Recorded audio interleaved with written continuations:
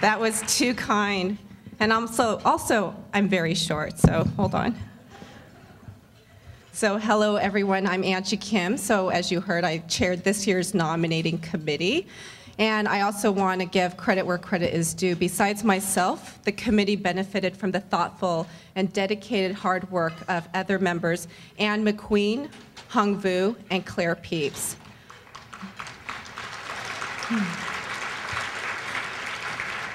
I love it. You guys are in applause mode.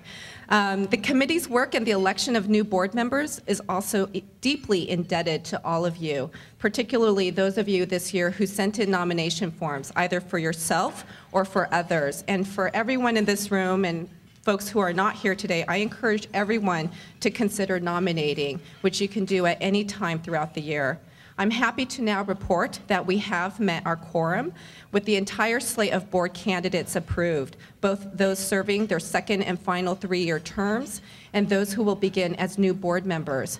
I know that for some of you in this room, this process is a bit of a mystery since GIA only sends the election ballot to a single representative of each member organization. But for those of you who received the ballot and voted right away, we are very grateful for your quick response and such a vote of confidence in our process and in the candidates themselves. At this time, I'd like to announce and introduce you to the elected board members. When I call your names, please stand and remain standing, at which point we can all applaud you collectively. For the first group that I'm going to have stand, I'm very happy to announce the board members who will be serving their second and final terms. Peter Handler, Program Officer at the Richard H. Driehaus Foundation in Chicago. Lori Poirier, Executive Director, First Peoples Fund out of Rapid City, South Dakota. Beth Ree, Community Relations at the Target Corporation in Minneapolis. Regina Smith, Program Officer at the Kresge Foundation in Troy, Michigan. As a board member myself, I can relate that we are all very fortunate to have their continued service. They have brought intelligence and rigor to our conversations and have been very much not shy about representing their unique perspectives wrought from their deep work in the field.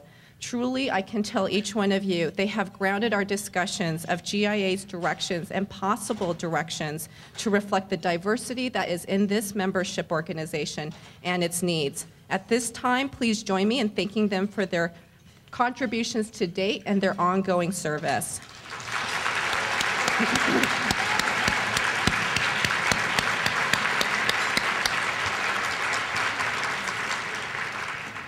I am also delighted to introduce you to GIA's newest board members. Some of you may have noticed that with 6 new board members this year, this is a bit of a larger class than the usual 3 to 4 members that come on each year. And I want to credit our Executive Director, Janet Brown, for this. One of her first decisions as our new director was to expand the board, not gradually over time, over the years, but beginning immediately to better represent the diversity of the membership on the board, geographically, experientially, and culturally. As a result, we have a strong class representing state and local arts councils and community and private foundations from throughout the country. When I call your names, please stand and remain standing until we can also collectively applaud you at the end.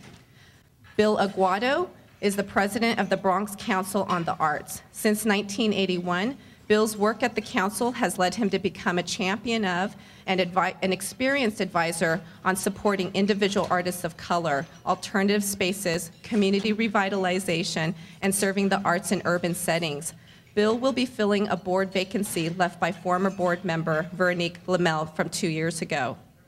Bob Booker is a painter and collector and the executive director of the Arizona Commission on the Arts, where he arrived in 2006 after having served as a director of the Minnesota State Arts Board since 1985. He also brings a valued perspective, having served as the president of NASA, the National Assembly of State Arts Agencies. Michelle Boone is the Culture Program Officer at the Joyce Foundation in Chicago, where she is responsible for distributing nearly $2 million to arts and culture organizations throughout her region, as well as supporting the creation of new works by artists of color in the Midwest. Derek Gordon is the president and CEO of the Arts Council of Greater Baton Rouge, where he returns after having been the president and CEO of Jazz at Lincoln Center and senior vice president of the John F. Kennedy Center for the Performing Arts. Justin Lang, where's Justin? Oh. Justin Lang is Program Officer of Arts and Culture at the Heinz Endowments in Pittsburgh, where he is responsible for supporting small and mid-sized organizations and arts education, as well as involved, and I love this idea, in the endowment's cross-programmatic teams, for instance, helping African-American men and boys in Pittsburgh's public schools. And last, but certainly not least, is John McGurk. John is right now not here. He's taking a vacation, so to speak. He's in between jobs, having just concluded his position as the Arts Program Director at California-based James Irvine Foundation. And very shortly, he will be beginning as Director of the Performing Arts at the William and Flora Hewlett Foundation in Menlo Park, California. John is actually returning to the Hewlett Foundation, where he was once a Program Officer of the Arts. And in his new role at Hewlett, he will be responsible for supporting Bay Area's performing arts and special projects, such as a regional effort to serve low-income and minority-led nonprofit organizations. So these are your new board members, and as you can now see, this is a shorter report, but the most important part is so that you can actually see and hopefully have a chance to introduce yourselves to these folks. Please join me in congratulating the new board of directors.